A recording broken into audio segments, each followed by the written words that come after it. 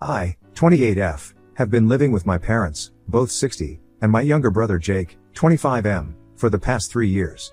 It's a situation I never imagined I'd be in at this point in my life, but here we are. I guess I should start from the beginning to give you all the full picture. 3 years ago, I was living in a nice apartment in the city, working as a nurse at a busy hospital, and in what I thought was a happy relationship with my boyfriend of 5 years, Mark. We had talked about getting married, maybe starting a family. Then, one day, I came home early from a shift to find Mark in bed with his coworker. My world shattered in an instant. I broke up with Mark immediately, but I was a mess. I couldn't stand being in that apartment anymore. Everything reminded me of him and our life together. Around the same time, my dad started having some health issues. He was diagnosed with early stage Parkinson's, and while it wasn't severe yet, my mom was struggling to manage everything on her own. So, I made the decision to move back home. It seemed like the perfect solution at the time. I could save money, help care for my dad, and have some time to heal from my breakup. My parents were thrilled to have me back, and at first, it was nice to be surrounded by family during such a difficult time. Jake had moved back home right after college, about 6 months before I did. He'd always been the golden child of the family, smart, charming, and our parents' clear favorite. Don't get me wrong, I love my brother, but the disparity in how we were treated was always obvious. Growing up, Jake could do no wrong in our parents' eyes. If he got a B on a test, they'd praise him for trying his best. If I got an A, they'd ask why it wasn't an A+. When Jake decided to major in philosophy, our parents called him intellectual and deep. When I said I wanted to be a nurse, they asked if I wouldn't rather be a doctor instead. So when Jake moved back home without a job lined up, our parents didn't bat an eye. They said he needed time to find himself and explore his options.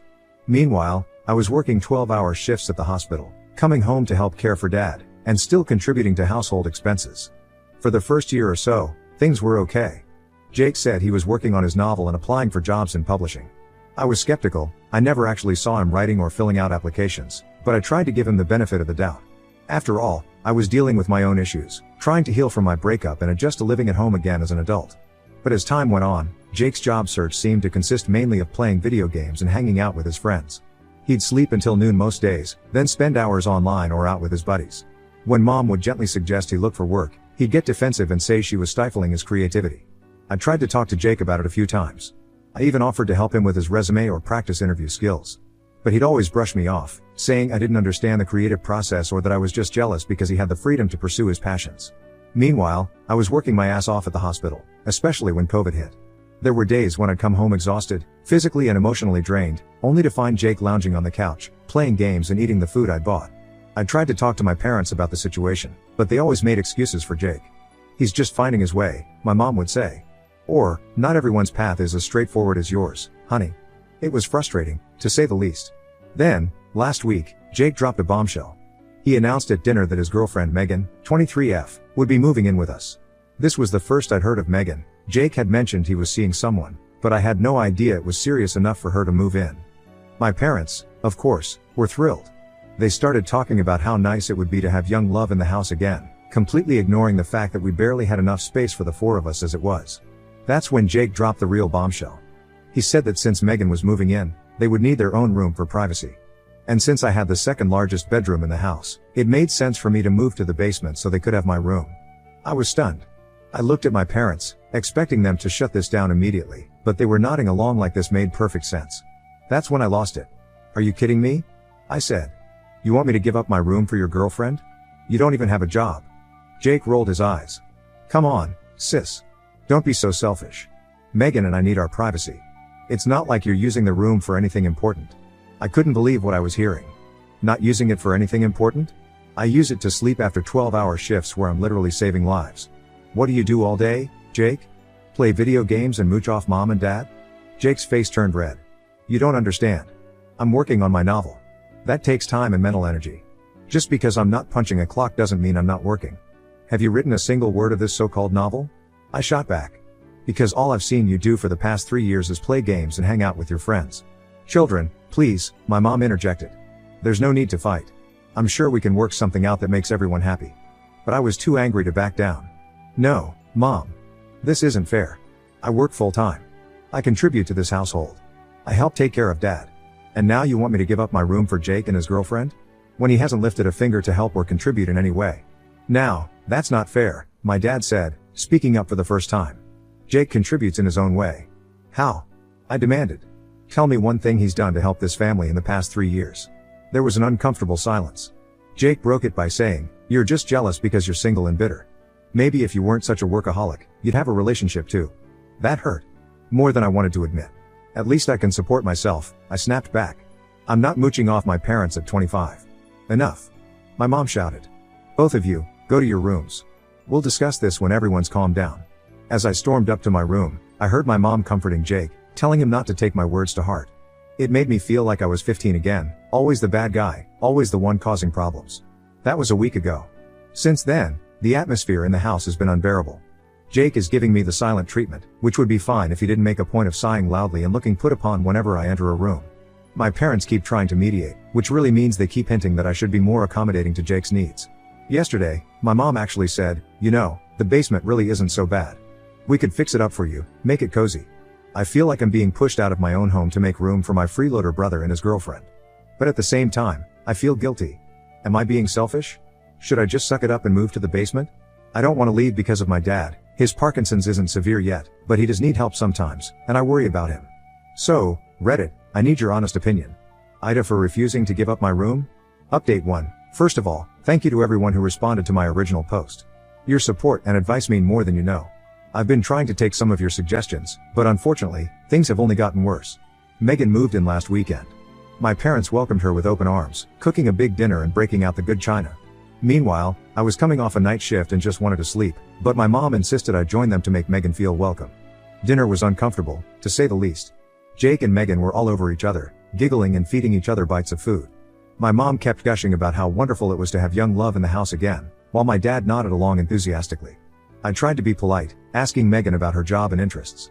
Turns out she's between jobs right now too, having recently quit her position as a barista to focus on her Instagram influencer career. I had to bite my tongue to keep from asking how exactly she planned to pay for things. The next day, I came home from work to find that Jake and Megan had taken over the living room. They were sprawled on the couch, watching TV and eating snacks. The coffee table was covered in empty chip bags and soda cans. When I asked if they could clean up a bit, Jake rolled his eyes and said, "Relax, sis. We'll do it later." They didn't. The tension in the house is unbearable now. Jake and Megan make a point of being loud and affectionate whenever I'm around, clearly trying to make me uncomfortable. They'll start making out on the couch when I'm trying to watch TV, or giggle loudly outside my door when I'm trying to sleep between shifts. I tried talking to my parents again, but it was like talking to a brick wall. When I pointed out that I work full-time and contribute financially while Jake and Megan do nothing, my mom actually said, "Well, you've always been more independent than Jake. He just needs more time to figure things out. And Megan is pursuing her dreams as an influencer. That's a real job these days, you know." I couldn't believe what I was hearing. "Mom," I said, "Jake has had 3 years to figure things out. And Megan has 127 Instagram followers. That's not a career, that's a hobby." My mom's face hardened. "I think you're just jealous," she said. "Jake and Megan are young and in love. They have their whole lives ahead of them. Maybe if you weren't so focused on work all the time, you'd have found someone too." I was too stunned to respond. Is that really what they think? That I'm just some bitter workaholic? I'm seriously considering moving out, even though it would make caring for my dad more difficult. I feel like I'm being pushed out of my own family. The house I grew up in doesn't feel like home anymore. But I'm torn. If I leave, who will help dad when he has bad days? Who will make sure he takes his meds on time? Mom tries, but she's not always great at keeping track of things. And what if Jake and Megan throw parties or do something irresponsible? I feel like I'm stuck between a rock and a hard place. If I stay, I'm miserable. If I go, I'll worry constantly. I don't know what to do. Update 2. Things have gone from bad to worse. I've started looking for apartments, but I'm torn about leaving my dad. Every time I think about moving out, I remember the time last month when dad had a bad day and fell in the shower. I was the one who heard him call for help, who got him up and made sure he was okay. What if something like that happens and I'm not there? Meanwhile, Jake has stepped up his campaign to get my room. He's now telling our parents that Megan is claustrophobic and needs more space. I know this is a lie because Megan has never mentioned this before, and I've seen her happily squeeze into tiny booths at restaurants or small dressing rooms at stores. But of course, my parents believe him. They've started dropping hints about how nice the basement could be with a little work. My mom even left some home decor magazines on my bed, open to pages about cozy basement renovations. I've tried to stand my ground, but it's getting harder. The other day, I overheard my mom on the phone with her sister, my aunt. She was saying how worried she was about me, how I seemed angry all the time and unable to be happy for Jake. It hurt to hear her talk about me like that, like I'm the problem. The final straw came yesterday. I had just finished a 12-hour shift at the hospital. It was a tough one. We lost a patient, a young guy not much older than me. I was emotionally and physically exhausted, dreaming of a hot shower in my bed. But when I got home and went up to my room, I found Jake and Megan had moved some of their stuff in. There were boxes on my bed and clothes hanging in my closet. For a moment, I thought I had walked into the wrong room. When I confronted them, Jake had the audacity to say, "We thought you'd be cool with sharing until you move out. You're hardly ever here anyway with all your shifts." I lost it.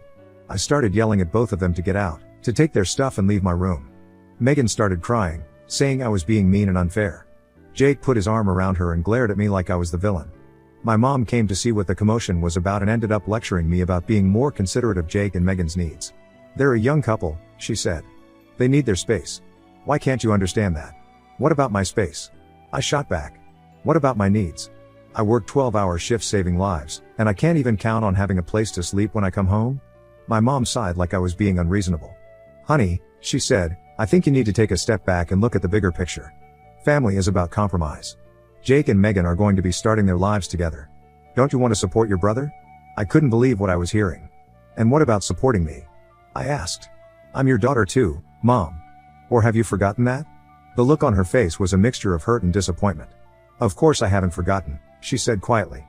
"But you're stronger than Jake. You've always been able to handle things on your own. Jake needs more support." I didn't know what to say to that. How do you respond when your own mother essentially tells you that you matter less because you're more capable? I'm at my wit's end. I love my family, but I feel like I'm drowning here. The unfairness of it all is eating away at me. I catch myself feeling angry all the time, snapping at small things. This isn't who I want to be. I think I need to move out for my own sanity. But the guilt is overwhelming. Am I abandoning my family? Am I being selfish for wanting to put myself first for once? I don't know what to do. I feel lost and alone, even in a house full of people. How did things get so messed up? Update 3, I've done it. I've finally moved out. After the incident with Jake and Megan moving their stuff into my room, I realized I couldn't stay in that toxic environment any longer. It was damaging my mental health and starting to affect my work. I couldn't risk making a mistake at the hospital because I was distracted by drama at home. Finding an apartment wasn't easy. I wanted to stay close to my parents' house so I could still visit my dad regularly, but rentals in the area are expensive. I finally found a small one-bedroom about a 15-minute drive away. It's not much, but it's mine, and for the first time in years, I feel like I can breathe. Telling my parents I was moving out was one of the hardest things I've ever done. My mom cried, asking why I was abandoning the family. My dad looked hurt and confused. Jake, on the other hand, couldn't hide his glee and immediately started talking about how he and Megan would redecorate my old room. The day I moved out was surreal. I hadn't realized how much stuff I'd accumulated over the years. As I was packing, I found old photos of our family, Jake and me as kids, all of us smiling on vacation. It made me sad to think about how much things had changed. My parents helped me move, but there was a tension in the air. My mom kept making comments about how I could always come back if things didn't work out. Jake and Megan conveniently had plans that day and couldn't help. I've been in my new place for 2 weeks now, and I'm still processing everything that happened. Part of me feels guilty for leaving, especially because of my dad. I call him every day to check in, and I've been going over on weekends to help out. But it's not the same as being there all the time. Another part of me feels relieved. I didn't realize how much stress I was carrying until I wasn't in that environment anymore. My apartment might be small, but it's peaceful. I can come home after a long shift and relax without worrying about what drama I'll walk into. Yesterday, I got a call from my dad. He sounded tired and said he misses having me around. He also mentioned that Jake and Megan have been arguing a lot, and he's finding it stressful. Apparently, Megan's influencer career isn't taking off as quickly as she'd hoped, and she's been pressuring Jake to get a job. Jake, of course, is resistant to the idea, insisting that he needs to focus on his novel. I feel bad for my dad. He's caught in the middle of all this, and the stress can't be good for his health.